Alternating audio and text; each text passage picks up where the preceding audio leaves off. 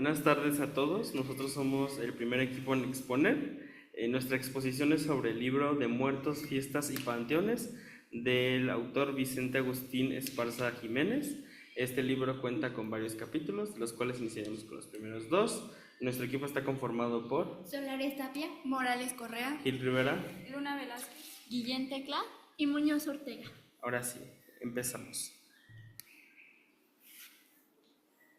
Estos son los contenidos que vamos a abordar y empezamos con el primer capítulo. Bueno, empezaremos con el Cerro del Muerto. Bueno, en la mitología mesoamericana, los gigantes son seres poderosos que se petrificaron o fueron destruidos, representando la conexión entre humanos y naturaleza. Según los relatos náhuatl, existía una raza de gigantes llamada Quinametil, que fue devorada por jaguares o se petrificó en forma de cerros, dando forma al mundo actual.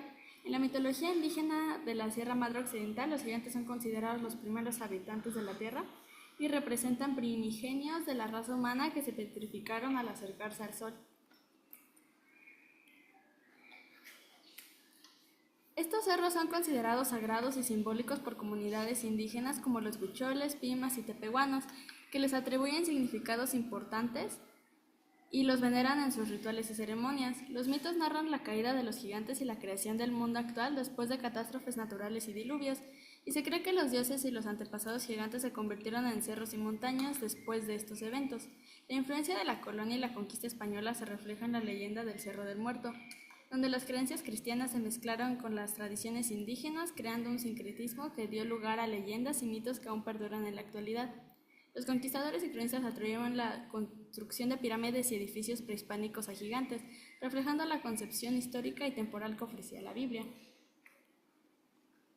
En este contexto, el Cerro del Muerto es un ejemplo de una montaña con forma gigante que tiene un significado sagrado y devocional para las comunidades indígenas. La región de Aguascalientes, donde se encuentra el Cerro del Muerto, fue habitada por sociedades prehispánicas que desarrollaron expresiones monumentales y núcleos urbanos en las cúspides de los cerros, aprovechando los recursos de la Sierra Madre Occidental. Las ceremonias que hacían aquí incluían inmersión en el agua, bendiciones de niños y comunicación de virtudes para la cacería. La conexión entre la naturaleza y la espiritualidad en la cultura indígena es evidente en la importancia de los cerros y los pozos termales en la región. Como siguiente capítulo tenemos muerte y religiosidad. En la Nueva España se editaron manuales funerarios o libros por el bien morir que enseñaban cómo prepararse en la vida para llegar al momento final y alcanzar la vida eterna en el paraíso. Estos textos consistían en meditaciones sobre la vida y la muerte y abordaron temas como el significado de la muerte corporal y la lucha entre el bien y el mal al momento de la muerte. Las cofradías enviaban hermanos cofrades para velar y auxiliar al enfermo, mientras que los sacerdotes administraban sacramentos como la confesión, el viático y la extremaunción. Además, el clero intervenía en otros actos relacionados con la muerte, como dar la absolución de excomulgados después de los muertos.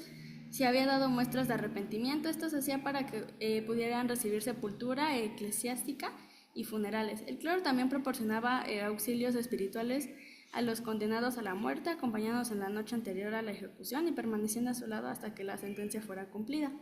Asimismo, se realizaban otros actos en artículos de muerte como el bautismo y el matrimonio. En cuanto a la preparación para la muerte, también se incluía la redacción del testamento, que era un acto de justicia y caridad. El testamento era un documento que registraba los bienes materiales y las últimas voluntades del difunto, y se consideraba una forma de descargar la conciencia y asegurar la salvación del alma.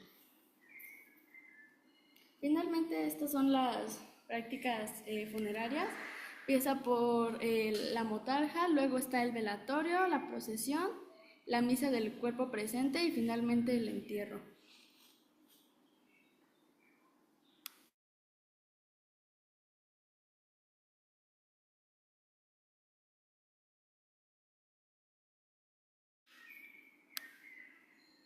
Tenemos el tercer capítulo que se llama Una oda a la muerte.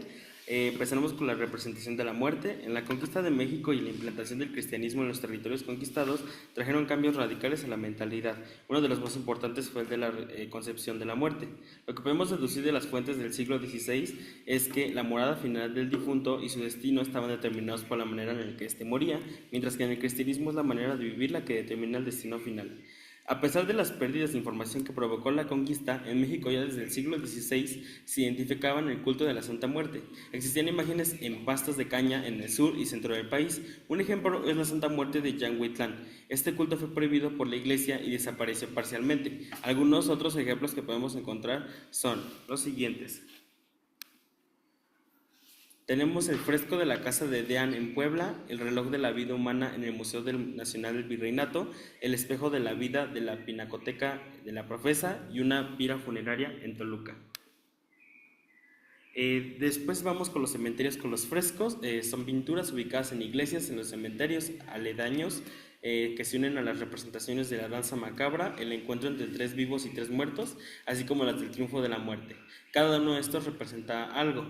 Por ejemplo, la danza macabra es demostrar cómo la muerte no tiene condescendencia con los vivos, fuere la que fuere su condición, llevándose desde el papa al rey hasta el campesino. Por otro lado, el encuentro entre 3 vivos y 3 muertos tiene una finalidad moralizante, ya que ocasionalmente puede ocupar una pared de la nave o incluso ser representada en el presbiterio, pero en tales casos es un tema complementario al juicio final. Y el triunfo de la muerte se relaciona con las 2 representaciones anteriores, ya que la muerte aparece sobre un carro triunfal como un esqueleto descompuesto, lanzando sus mortíferas flechas, cabalgando y cegando vidas a su paso. Tenemos los cambios en cementerios. Esta visión de los cementerios desde los siglos XVII y XVIII cambia radicalmente en el siglo XIX, ya que las ideas racionales, el iluminismo y el neoclásico le darán a la escultura un papel protagónico para la contemplación de la muerte. Tenemos representaciones de mujeres que lloran junto a la tumba de sus seres queridos y ángeles que contemplan lápidas silenciosas y figuras más poéticas. Tenemos el cuarto tema, el cual es el retrato fotográfico.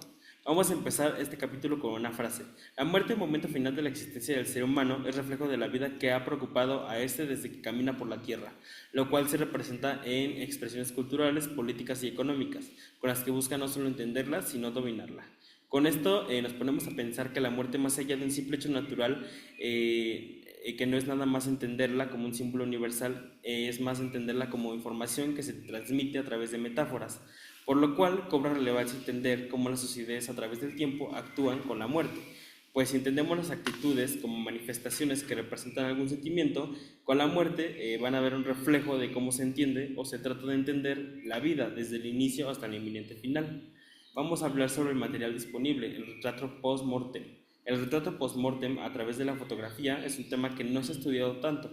Esta destaca por la carga emocional que causa al espectador la observación de los protagonistas de muertes, ya sean niños o adultos, ya que es el fallecimiento de un ser deseado y amado que genera más impacto. Existen algunos casos muy específicos que no se tienen registros. Por ejemplo, en el Archivo Histórico del Estado de Aguascalientes solo se cuenta con 53 fotografías de corte mortuorio, de las cuales 26 son exclusivamente consideradas como post-mortem. De estos 26 dividimos las que son entre niños y adultos y quedan 9 en caso de niños y 17 en caso de adultos. Vamos con los retratos de fotografías post-mortem en Aguascalientes. Vamos a hablar sobre casos. Por ejemplo, es Juan Chávez, José Velasco y un tercer personaje del cual aún se ignora su identidad. En el caso de Chávez son 2 fotografías, para Velasco se cuenta con 4 y con el personaje anónimo son 2. De las 10 fotografías totales contamos con 4 personas retratadas individuales y acompañadas y una fotografía grupal, salvando la expresión, pues en ella se retratan 9 cadáveres. Nuestro objetivo solamente tomaremos en cuenta a Juan Chávez y a José Velasco. En primero, Juan Chávez es denominado el ídolo de las beatas. Juan Chávez nació en la década de 1830 en la hacienda de Peñuelas, la cual se encontraba a pocos kilómetros de la ciudad de Aguascalientes. Hijo legítimo de Juan Dávalos e Ignacia Chávez, siendo el primer dueño de la hacienda de Peñuelas. Poco antes de cumplir los 30 años, comenzaría a hacer las primeras incursiones como gavillero en la región que conforma el estado de Aguascalientes y algunos poblados de Zacatecas y Jalisco. Como segundo tenemos a José Velasco. José Velasco nació en Piedras Chinas, Calvillo, por el año de 1902. Fue hijo del pueblo Velasco y de Sabina Delgado. Contrajo matrimonio con Luisa Marín. Desde los 20 años trabajó como caporal en la hacienda de la Cantera hasta 1924. En 1926 se levantó en armas por primera vez contra el gobierno federal. Esto en el contexto de la lucha de la Iglesia Católica y los cristeros contra las políticas anticleriantes del presidente Plutarco Elías Calles. Las imágenes que estamos observando son de José Velasco muerto, agarrado por dos generales.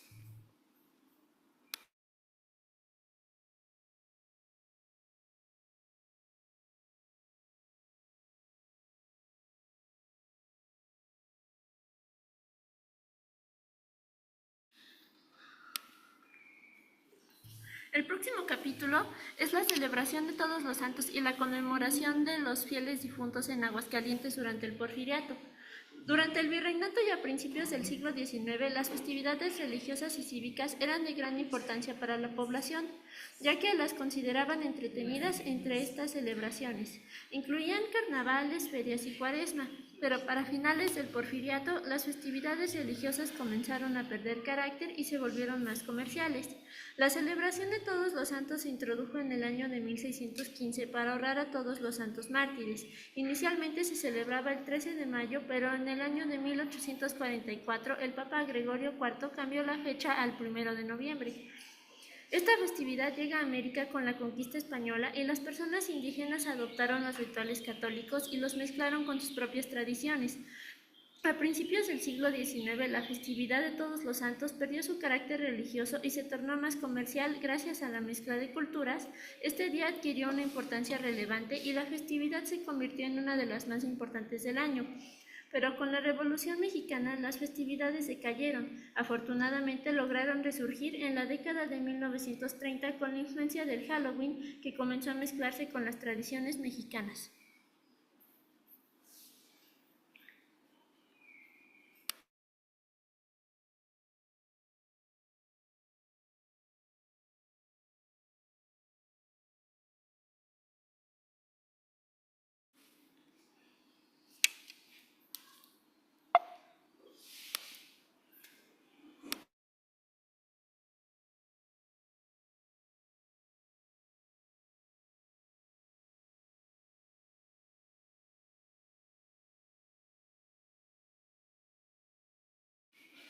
Los primeros cementerios civiles.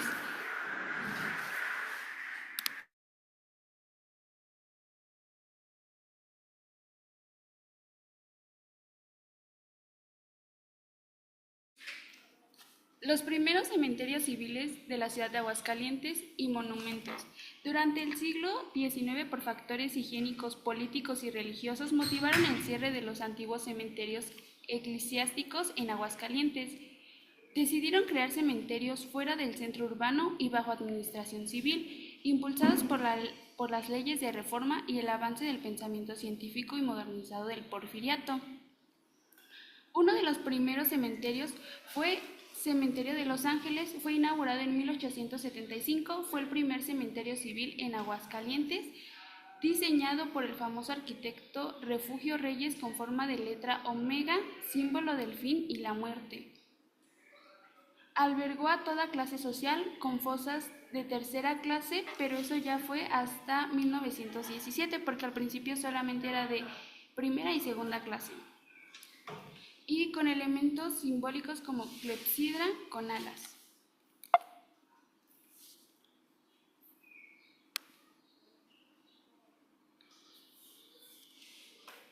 Y también fue la parte de espacios artísticos y simbólicos a través de esculturas y arquitectura. Se expresaba el estatus social, la fe religiosa y el deseo de memoria eterna. La marmolería Biaggi hermanos fueron originarios de Italia. Los hermanos fueron escultores destacados en San Luis Potosí, importaban mármol de Carrara, Italia, y creaban obras que se distribuían en todo el centro del país. En Aguascalientes hay alrededor de 50 tumbas firmadas por Biaggi Homes, con piezas, alegorías a la esperanza, ángeles ascendiendo o depositando flores. El otro cementerio de la Cruz, abierto en 1903, fundado durante el gobierno de Carlos Sagredo. La entrada fue diseñada por el famoso arquitecto Refugio Reyes con forma de letra omega, y durante la Revolución Mexicana aumentaron las muertes por la guerra y epidemias. Ampliaron varias veces el cementerio por las muertes.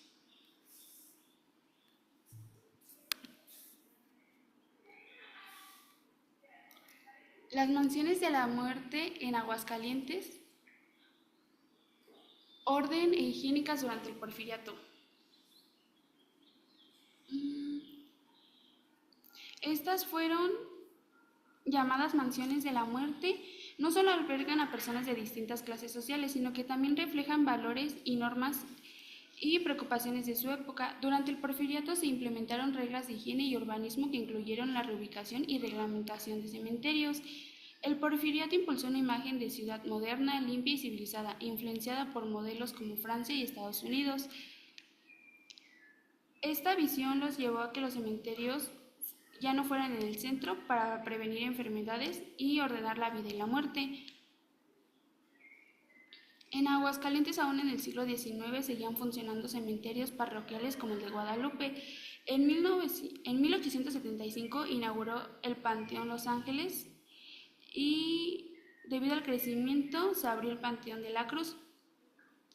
Por problemas sanitarios y de exhumaciones, o como cuerpos expuestos o animales, con el reuso de cajones por falta de dinero. El proyecto del reglamento de panteones en 1998 fue elaborado por Cabildo de Aguascalientes, inspirados en reglamentos de la ciudad, Guadalajara y Puebla. Era para garantizar orden higiénico y disciplina social, y clasificar cementerios en primera, segunda y tercera clase, regulando los entierros, exhumaciones y el mantenimiento.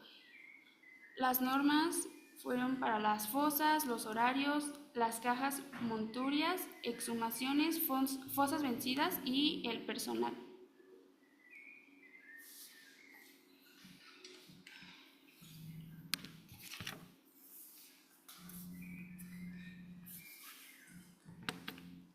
Capítulo 8. El ritual de los angelitos vistos a través de sus fuentes y el caso del retrato fotográfico post-mortem infantil en Aguascalientes.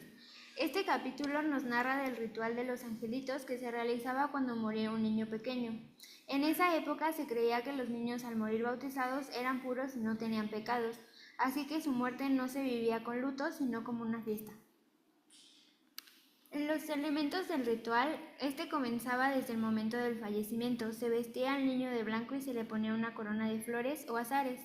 En lugar de dolor, el ambiente era de celebración. Se tocaba música, se tiraban cohetes y en ocasiones se ofrecía comida. Esto era más común en las familias de clase humilde. En la fotografía post-mortem es un elemento clave en el ritual, ya que las familias mandaban a retratar al niño muerto como si estuviera dormido. Estas fotos eran muy cuidadas y el niño aparecía rodeado de flores o en el brazo de sus padres. La imagen no solo era un recuerdo, sino también una forma simbólica de despedida. Hablando en un contexto social y cultural, estas prácticas muestran cómo las creencias religiosas y las costumbres populares se mezclaban en torno a la muerte, y también reflejan la sensibilidad estética y emocional de las familias de esa época, sobre todo en sectores populares que adaptaban sus tradiciones a la vida urbana. En el capítulo 9, Despedidas en Piedra, escribir la muerte en el Panteón de Los Ángeles La Cruz en Aguascalientes en 1870 a 1930. Después de las leyes de reforma en el siglo XIX, los cementerios dejaron de estar bajo el control religioso y pasaron a manos de las autoridades civiles, lo que transformó por completo su función en la sociedad. A partir de entonces, los panteones ya no fueron solo lugares de entierro, sino espacios públicos donde las familias expresaban de manera abierta y visible su duelo. Las lápidas, más que simples marcadores, se convirtieron en medios simbólicos para escribir la muerte, dejando mensajes que reflejaban sentimientos, creencias religiosas, vínculos afectivos y el estatus social del difunto. El contenido de los epitafios. Estos se convirtieron en una forma de despedida pública. Algunos eran muy sencillos con solo el nombre y las fechas, pero otros incluían frases emocionales como esposo amado o padre ejemplar. También se usaban símbolos religiosos como la cruz, la paloma o el alfa y la omega. En la jerarquización y monumentalidad, estos mensajes nos hablan del efecto de los vivos, pero también de la posición social del difunto. Las familias con más recursos encargaban monumentos grandes, capillas o lápidas con nombres de familia grabados. En cambio, otras tumbas eran mucho más discretas. En la diversidad cultural y social, este es otro aspecto interesante, ya que es la presencia de tumbas de extranjeros. Algunas inscripciones estaban en inglés, francés o alemán e incluso mencionaban el lugar de origen, algo que no era común en las tumbas de mexicanos. Esto nos habla de la migración y de la diversidad cultural que ya existía en Aguascalientes.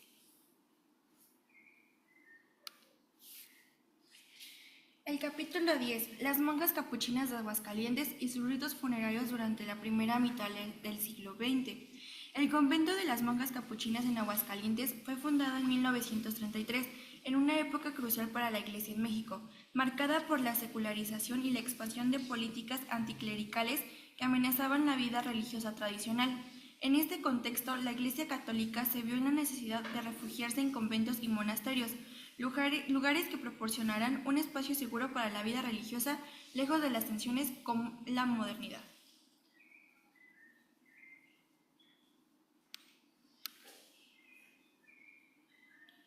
Fundamentos religiosos y vida en clausura. Las monjas capuchinas son parte de la tradición franciscana y clarisa, con una fuerte carga mística que busca una vida de pobreza, castidad y obediencia. Al ingresar en la vida religiosa, las monjas no solo renuncian a las comodidades mundanas, sino que viven en profundo simbolismo que refleja su entrega espiritual. Este acto es descrito como una muerte simbólica al mundo. Al hacer los votos, las monjas experimentan un rito de renuncia total al mundo exterior y se entregan completamente en la vida religiosa. Al profesar sus votos, las monjas se acuestan sobre una cruz de flores, reciben un velo negro y se arrojan pétalos sobre ellas, como si se tratara de un entierro. Desde ese momento se consideran esposas de Cristo, iniciando así una relación mística y trascendental con Él. En la preparación permanente para la muerte. Para las monjas capuchinas, la muerte no era un tema distante, al contrario, era un aspecto central en su vida espiritual diaria. La muerte se meditaba constantemente como el gran momento de encuentro con el amado, en el que se alcanzaría la unión definitiva con Dios. Las celdas de las monjas estaban decoradas con símbolos que recordaban a la muerte: cráneos, coronas de espinas y crucifijos. Estos elementos representaban el memento mori, el recordatorio de la muerte, recordando a las monjas que la muerte no debía ser temida, sino aceptada como un paso hacia la eternidad. El enfoque de las capuchinas se basaba en una idea profunda de la muerte, considerando que la muerte no es castigo, sino premio. Esta concepción de la muerte como un momento de consumación del amor divino estaba enraizada en su espiritualidad. Ritos funerarios específicos. Cuando una hermana moría, el ritual funerario comenzaba con el toque de una campana, cuya sonoridad anunciaba el paso del alma a la eternidad. En ese momento, toda la comunidad de monjas se reunía para rezar y acompañar a la difunta en su tránsito hacia el cielo. Este acompañamiento espiritual era considerado un acto de caridad y devoción, fundamental para asegurar que el alma de la hermana partiera en paz. Se admiraban los sacramentos finales, la confesión, unción de los enfermos y viáticos, para preparar el alma para su encuentro con Dios. El cuerpo de la difunta era preparado con una gran reverencia por las novicias, tratando el cadáver con la misma dignidad y respeto que se otorgaría a una figura sagrada. La hermana fallecida era velada en la capilla, donde su cuerpo permanecía en vigilia entre rezos continuos y cánticos, invocando la intersección divina. En algunos casos, los restos de la hermana eran rehumados en el templo de San Diego, lo que representaba no solo un acto de respeto, sino también un vínculo simbólico con el espacio sagrado y la comunidad.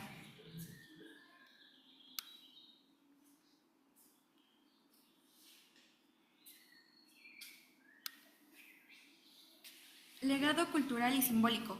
Los ritos funerarios de las monjas capuchinas reflejan una concepción profundamente íntima y espiritual de la muerte, entendida no solo como una pérdida, sino como la consumación del amor divino y el encuentro definitivo con Cristo.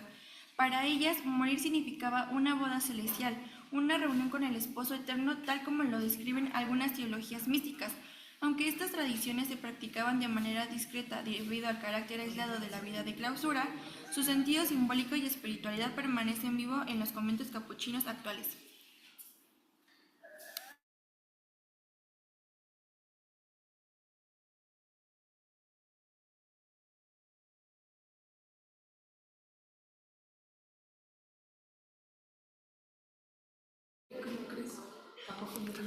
Hablando del trabajo de José Guadalupe Posada, quien es principalmente conocido por sus calaveras, podemos decir que él no se inspiró únicamente en las representaciones prehispánicas de la muerte, ya que su obra refleja la secularización de los cementerios y la influencia de grabadores como Manuel Manila. Su primera representación de la muerte fue publicada en 1871 en el periódico El Chicote de Aguascalientes. Este artista tocó varios temas, como la religión, en la cual llegó a mostrar escenas religiosas como la crucifixión de Jesús. También llegó a hablar de fantasía, como en su colección llamada La Biblioteca del Niño Mexicano, en la cual ilustra cuentos con calaveras para infundir miedo y enseñar lecciones morales a los niños, además de que también creó ilustraciones para juegos de azar y loterías, donde la muerte aparece como un evento fortuito. En el esoterismo, llegó a hacer uso de él al tener ilustraciones de temas de magia que incluían alquimistas y rituales. En las alegorías de la muerte, utilizó calaveras para crear diversas alegorías que iban desde críticas políticas hasta representaciones de la muerte como un evento inevitable.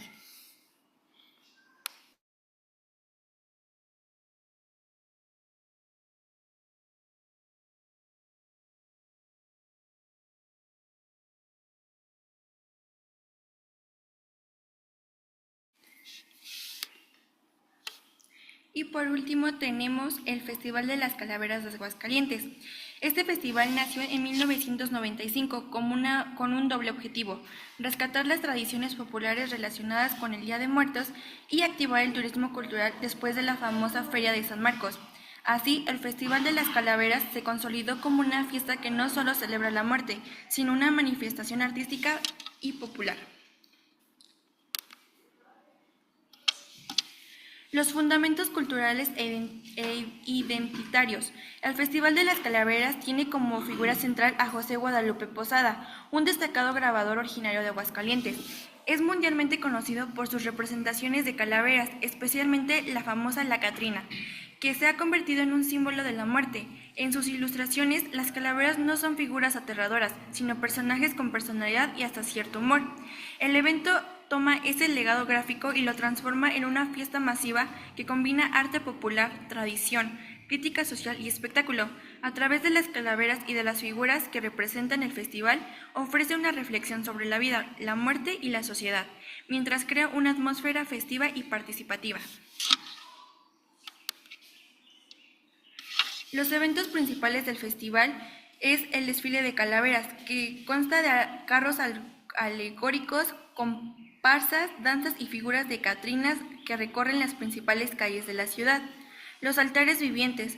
Se crea una especie de altar en el que la muerte se fusiona con la vida, ofreciendo una reflexión sobre la memoria, el culto a los ancestros y las tradiciones familiares. El Festival del Cine Post-Mortem. Este evento dentro del festival presenta una selección de películas de terror, cine fantástico y documentales que exploran la muerte desde diversas perspectivas. Y por último, el Zombie Walk, un desfile de muertos vivientes que invade las calles de la ciudad. Este evento no solo tiene un componente lúdico, sino que también sirve como una forma de reflexión sobre la sociedad, lo grotesco y lo macabro, con un toque de humor negro. Datos y crecimiento. Desde 2006 se celebra en la isla de San Marcos. En su última edición, el festival alcanzó una cifra importante de más de 500,000 asistentes, lo que demuestra la gran popularidad que ha ganado. Además, el impacto económico del festival es considerable, ya que se calcula que genera más de 50 millones de pesos en derrama económica, lo que contribuye al desarrollo turístico y cultural de la ciudad. A lo largo de los años, el festival se ha logrado convertirse en un símbolo de identidad contemporánea de Aguascalientes, que no solo conserva las tradiciones del Día de Muertos, sino que las reinventa para un público diverso y global. Y por último, el legado cultural y resignificación de la muerte. uno de los aspectos más fascinantes del Festival de las Calaveras en su capacidad para transformar el Día de Muertos tradicional en una celebración pública, artística y prófana.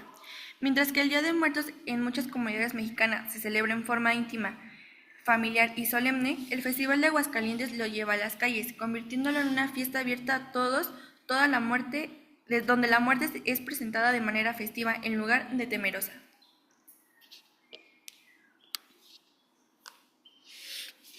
Bueno, y así concluimos esta exposición. Muchas gracias por su atención.